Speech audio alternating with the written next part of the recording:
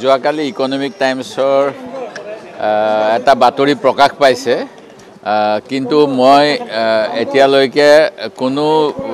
প্ৰাক্তন বিধায়কৰ সৈতে মোৰ সাক্ষাৎ হোৱা নাই এইকেদিন সেই গতিকে যদি গোপনীয়ভাৱে কৰিছে মই নাজানো কিন্তু মোৰ হাতত তেনেকুৱা তথ্য একেবাৰে নাই এটো ক'ব নোৱাৰো হেবিলাক আমাৰ দায়িত্ব নহয় হেবিলাক হল চক মই হাইকমাণ্ডে ভূপেন বৰা ডাঙৰীয়াক যেতিয়া ইয়াত নেতৃত্ব ল'বলৈ দিছে তাৰ পিছত হাইকমাণ্ডৰে দায়িত্ব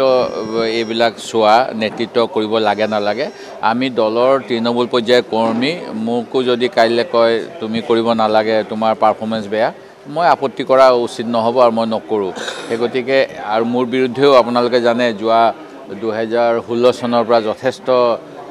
সহি হৈছিল দিল্লীলৈ গৈছিল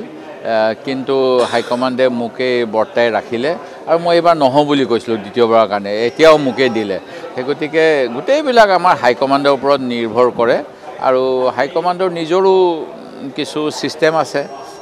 অসমৰ পৰা যোৱা মানুহক লগ পায় তেওঁলোকে নিজেও ইয়ালে মানুহ পঠায় আৰু যে আমাৰ কংগ্ৰেছৰ জেনেৰেল সেক্ৰেটাৰী বিলাক আহি থাকে সেক্ৰেটাৰী তেওঁলোকও নিশ্চয় কয়গৈ আৰু দলৰ সিস্টেমটো তেনেকুৱা এতিয়া মইতো মানে মোৰ বিৰুদ্ধে সহি হৈছিল কিন্তু মোক হাইকমাণ্ডে ৰাখিলে সেই গতিকে হাইকমাণ্ডে কি কৰে হাইকমাণ্ডে জানিব নাই এইটো মই তেনেকৈ তো ক'ব নোৱাৰো আপুনি যদি নাম কয় মই ক'ব পাৰিম হাসানি নাই মই তেনেকৈ শুনা নাই তেখেতে তো আমি একেলগে ভূপেন বৰা মই সিদিনা দিল্লীত চাহ ভাত একেলগে খাইছো দুবাৰকৈ তেনেকৈ মই তেনেকুৱা পৰিৱেশ দেখা নাই ৰকিবুল হুছেইন আৰু ভূপেন বৰাৰ মাজত